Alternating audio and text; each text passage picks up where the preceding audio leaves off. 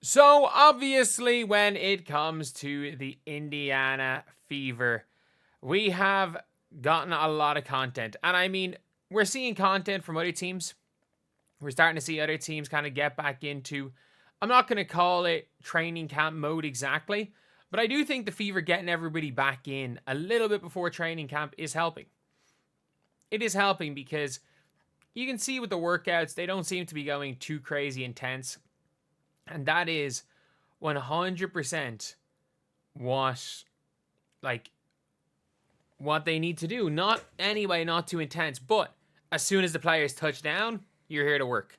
So as you can see, obviously, look, Jaylen Brown showed up earlier today. And 8 hours ago, I'm trying to think, what time was it in my time when this was? This is 6:30 p.m. my time, so that's like 12:30 p.m. What's it, Central Time? And obviously, she was not seen in yesterday's workouts. She probably got there early enough today. However, the Indiana Fever just posted a new challenge video, which, again, I don't get it. I don't know what exactly the Nonchalant elevator challenge is. I don't know exactly what it is. Lexi Hall just walked through an elevator and laughed. Caitlin Clark, in fairness, is wearing new, absolutely disgusting Fever merch.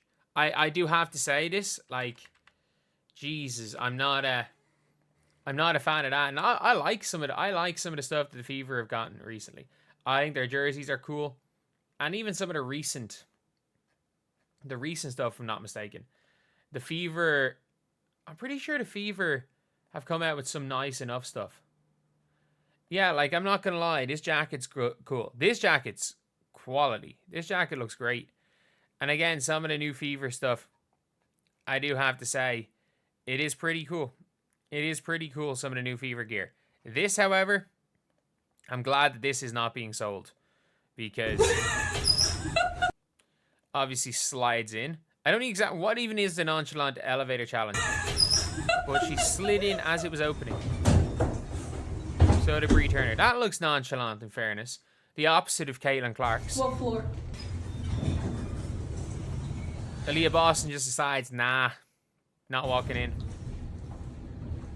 Natasha Howard does not know how to react to that situation.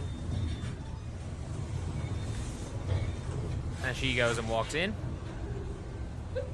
Yeah, I'll say pretty nonchalant, but there is one thing. There's one reason why I'm making this video, as you can see right here. Wrong player. That is Bree Hall. This player right here, Jaylen Brown. So you guys can see, immediately, the second she touches down, just like any of the other players, as soon as she touches down, immediately in gear, ready to work out. And that is a good sign. As well as that, look, I don't know what this challenge is.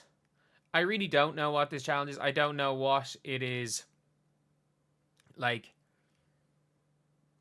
I don't know what exactly these players are meant to be doing. I think this is the opposite of nonchalant, dancing and being happy, but Jillia Lane seems very happy to be there. But, like, the fact is, again, Jaylen Brown, the rookies that are, or not even the rookies, the players that are coming in recently, they're immediately getting to work. There's no, like, you know, we need a touchdown or we need to rest a little bit. It is, you show up that day, there's no getting your bearings. You are immediately working. And it seems from all the clips from what they're doing at the minute, the players are just having fun. They are just having fun. And that is a big part of this time of the season. Because the one thing I will always give Christy Sides a lot of credit for was what she did during the Olympic break. If you ever listen to any interviews with Christy Sides, she was talking about the players were all there during that break. And, like, only, only Christy Wallace was playing the Olympics. So, like, she was talking about how trying to keep the players on top of their game, but also not having the players burn out, also making the players enjoy it. And that seems to be something that has carried over. It does seem like the players are having a lot of fun, which is a really, really positive thing. And that's one of the reasons why I'm liking this Fever team so much, is the vibes are there. And I understand, look, they lose 2 games in a row.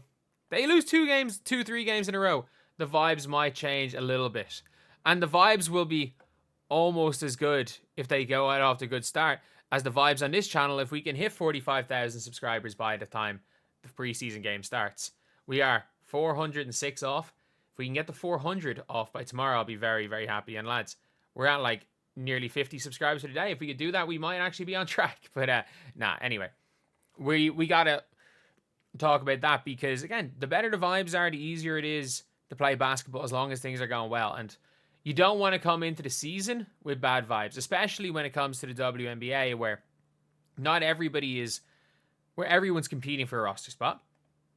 But not only that, with just the way everything is, while everyone is competing for a roster spot, you might have to, there might be a situation where, yeah, you don't get a roster spot immediately, but you don't want to burn bridges with the organization. And as an organization, you don't want to burn bridges with a player because you might have to get them back. It is a league where there's an awful lot of moving parts. The fact the Fever have only 5 of their 12 players from last season remaining, and they're not even close to being the most. Like, they're not even close to having the least amount from last year. From the Connecticut Sun, I can't even remember who the Connecticut Sun have. Is it like 3 players from last year? Like even the Phoenix Mercury from last year. Like new player, new player, new player, new player, new player. Was there last year, was there last year. New player, new player, new player, new player.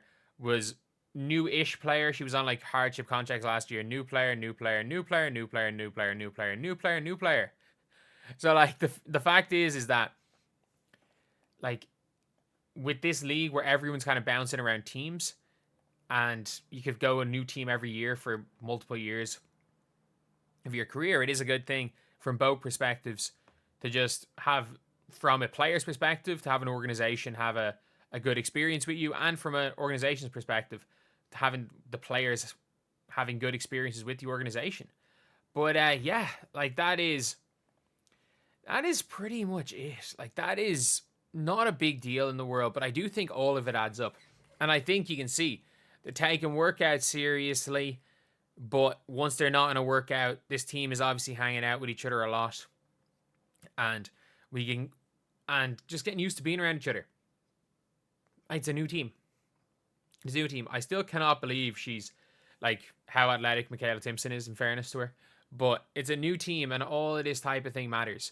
All of it matters. Like from the fun challenges they're doing to the fact that the players, it's like, okay, yeah, you showed up a little bit late, but get ready to work now. You know, just like with all the other players as they showed up at different times, you know, you go to your locker room and you know what your job is in the locker room to do? You're in the locker room, so you get changed and you go out and work out with this team.